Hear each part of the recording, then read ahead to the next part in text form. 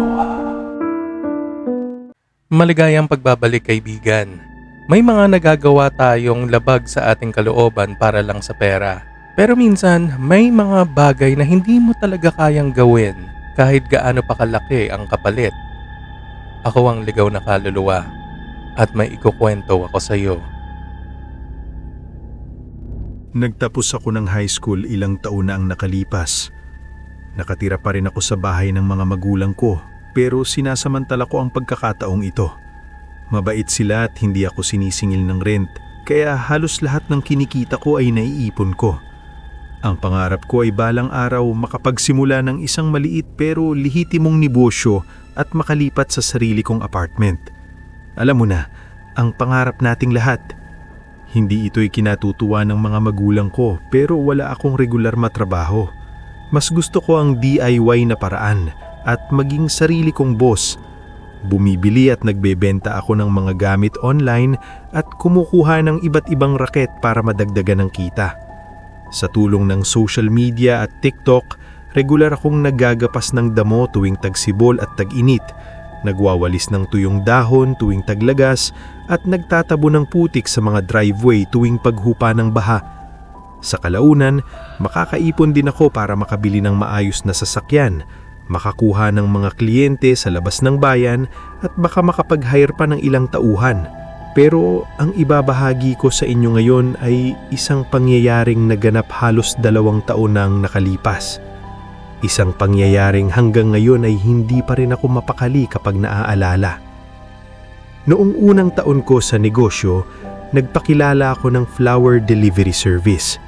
Depende sa panahon, minsan namumulot ako ng mga bulaklak sa paligid ng bayan, minsan naman ay bumibili ako sa lokal na florist, tapos ihahatid ko ang mga ito sa taong pinili ng kliyente.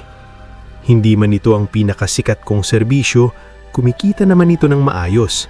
Magugulat ka kung gaano kalaki ang handang ibayad ng mga tao para ligawan ng minamahal nila gamit ang mga bulaklak. Sa lahat ng panahong nagbabike ako paikot-ikot sa bayan para maghatid ng mga bulaklak, iisa lang ang naging regular kong kliyente. Ang pangalan niya ay Red at sobra siyang baliw sa girlfriend niya na si Clara. Isang beses kada buwan, naghahatid ako ng 1 dosenang rosas sa lokal na hotel kung saan nagtatrabaho si Clara. Kahit paulit-ulit na pareho ang bouquet na dinadala ko, palagi siyang nagugulat at tuwang-tuwa. Kitang-kita na espesyal talaga ang relasyon nila at masaya akong maging bahagi ng buhay nila kahit sa maliit na paraan lang. Hanggang sa dumating ang Pebrero. Kahit isa ito sa mga hindi ko masyadong kinikitang raket, dumarami ang customer ko tuwing Valentine season. Bukod sa dagdag na mga order, palaging todo si Red.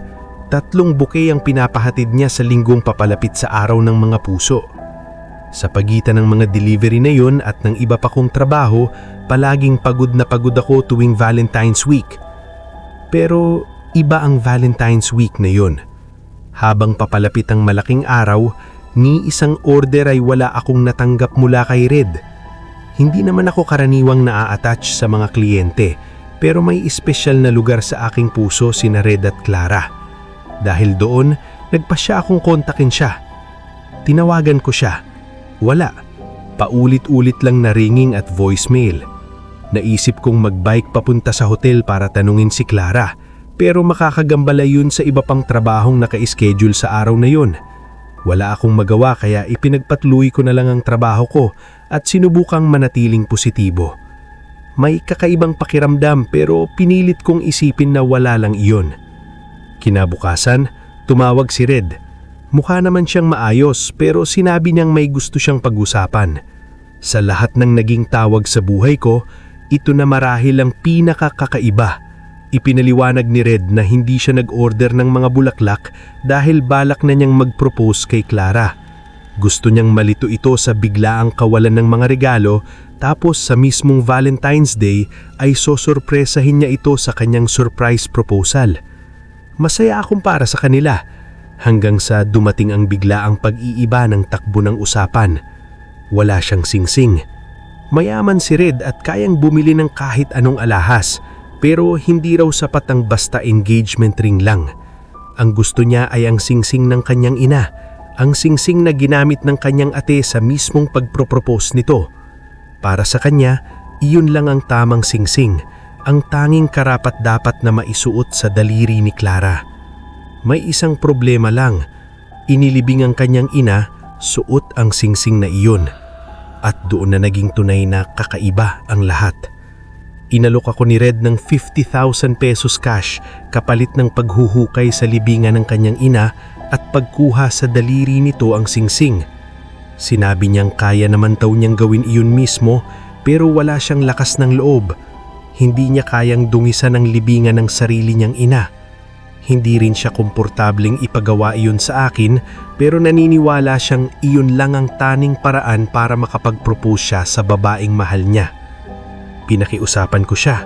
Talagang pinakiusapan ko. Sinabi kong bumili na lang siya. Sa totoo lang, gustong-gusto ng mga babae ang mga singsing na pinili lang para sa kanila. Hindi ko alam kung dahil sa tukso ng perang magagamit ko sana sa pagpapalawak ng negosyo ko o dahil sa maling pagnanais na tumulong sa isang desperadong kaibigan. Pero sa huli at labag sa loob, tinanggap ko ang trabaho. Hindi ako magdadahilan. Alam ko ang iniisip mo. Oo, baliw iyon. Alam ko noon at alam ko pa rin ngayon. May mga sandali ba sa buhay mo na binalikan mo ang isang ginawa mo at naisip, ano bang inisip ko noon? Isa ito sa mga sandaling iyon para sa akin at kahit gaano mo pa gustong baguhin ang nakaraan, hindi mo na mababawi ang mga katangahang nagawa mo. Ito na lang ang kailangan kong dalhin habang buhay. Sa ilalim ng liwanag ng buwan, nagbisikleta ako papunta sa sementeryo. Kahit halatang halata ang shovel na nakausli sa backpack ko, nakarating naman ako roon ng walang aberya. Pagdaan ko sa itim na bakal na gate, bumaba ako sa bisikleta ko at nagpatuloy ng naglalakad. Balot ang buong libingan ng lamig ng huling bahagi ng amihan at ng isang nakakapangilabot na katahimikan. Ang tunog ng mga hakbang ko ay humihiwa sa malamig na hangin, umaalingaw-ngaw mula lapida hanggang lapida. Paulit-ulit akong lumilingon, sinasabi sa sarili ko na tinitignan ko lang kung may dumadaang sasakyan. Pero ang totoo, natatakot ako na may nakamasid mula sa mga anino. Hindi naman talaga ako naniniwala sa mga multo, pero kapag napalilibutan ka ng daan-daang libingan sa kalagitnaan ng gabi, kahit ang pinakarasyonal na isip ay natitinag. Habang papalapit ako sa likod ng sementeryo, lalo akong kinakabahan sa bawat hakbang. Bumagal ang lakad ko nang makita ko ang isang bagong bunton ng puting marmol na may pangalang Abigail Garcia na nakaukit sa elegante at maayos na sulat. Ito na iyon, ang ina ni Red, eksakto kung saan niya sinabing naroon siya. Panahon na para gawin ang pakay ko. Kung magiging tapat ako, ramdam na ramdam ko kung gaano ito kamali. Bababuyin at nanakawan ko ang libingan ng isang taong hindi ko man lang kilala. Hindi ito karapat-dapat at alam na alam ko iyon. Paano ko haharapin ang sarili ko kapag nalaman kong ginambal ako ang kanyang huling pahinga? Sa kasamaang palad, simple lang ang sagot. May 50,000 pesos sa bank account ko. Napakalayo ko na para umatras at sa aking pagiging padalos-dalos, pinaniwala ko ang sarili ko na ito ang tamang paraan para umusad ang buhay ko. Naway maawa ang Diyos sa kaluluwa ko. Inabot ng mahigit 6 na oras ang paghuhukay, mas maikli kaysa sa inaasahan ko. Marahil ay nahasa na ako ng taon-taong pagtatabon ng putik sa mga driveway tuwing bumabaha. Nang tuluyan kong makita ang kabaong, nakatayo lang ako roon. Hingal na hingal, pagod na pagod at mulat sa katotohanang papalapit na ang liwanag ng araw. Kailangan ko nang umalis bago ako matuklasan. Masyadong matikid ang hukay para mabuksan ang kabaong ng maayos. Wala akong ibang nagawa kundi gamitin ang shovel para pilitin itong buksan. Parang huling paglalapastangan. Matapos ang itim na hirap, nagawa kong makabuo ng sapat na espasyo para hanapin ang singsing. Bago ko ito kunin, Nag-atubili ako. Tumingin ako sa baba, sa babaeng ninanakawan ko. Hindi pa siya matagal na nailibing at sapat ang nakita ko para sumikmura ako. Pinilit kong palakasin ang loob ko.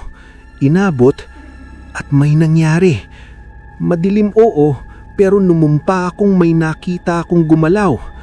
Bahagya lang, pero sapat para mapansin ko. Ilang segundo bago tuluyang pumasok sa isip ko ang kahulugan nito. Nang nangyari iyon, tuluyan na akong sinakluban ng takot. Hindi na ako nag-isip. Umakyat ako palabas ng hukay at tumakbo. Iyon ang buod ng naging kalamidad ko sa gabing iyon. Nakakatawa, di ba? Lahat ng hirap tapos uurong lang sa huli. Oo, parang kahabag-habag, pero wala ka roon. Habang umaahon ako, may naramdaman akong dumampi sa bukong-bukong ko at nagwala ang imahinasyon ko. Inisip kong may mga kamay na aabot sa ilalim. Hinihila ako pababa. Inisip kong babangon siya at hahabulin ako sa pagitan ng mga lapida. Pagdating ko sa bisikleta ko, wala na akong pakialam kay Red o sa pera. Ang gusto ko lang ay makatakas. Pagdating ko sa bahay, bumalik ang katinuan ko. Posibleng wala talagang gumalaw, na nililinlang lang ako ng takot ko. Ang dumampi sa binti ko ay maaaring mga dumi o kung anumang nabulabog sa pagmamadali ko. Hinayaan kong manaig ang lamig ng sementeryo. Sinuli ko ang pera ni Red at iyon ang naging kabayaran ko. Walang pera at posible na ring walang kaibigan. Malasin talaga. Muntik akong bumanik pero sumisikat na ang araw. Hindi ko kayang isugal ang posibilidad na makita ako o makulong. Kaya nanatili na lang ako sa bahay. Nilulunod ang sarili sa awa at iniwasan ng mga tawag ni Red ng loob ng ilang araw. Hanggang sa lumabas sa balita ang nangyari. Pero ito ang hindi inaasahan. Nang siyasatin ng pulisya ang libingan ni Abigail Garcia, may isang bagay na lubhang mali. Walang laman ang kabaong ni Abigail Garcia.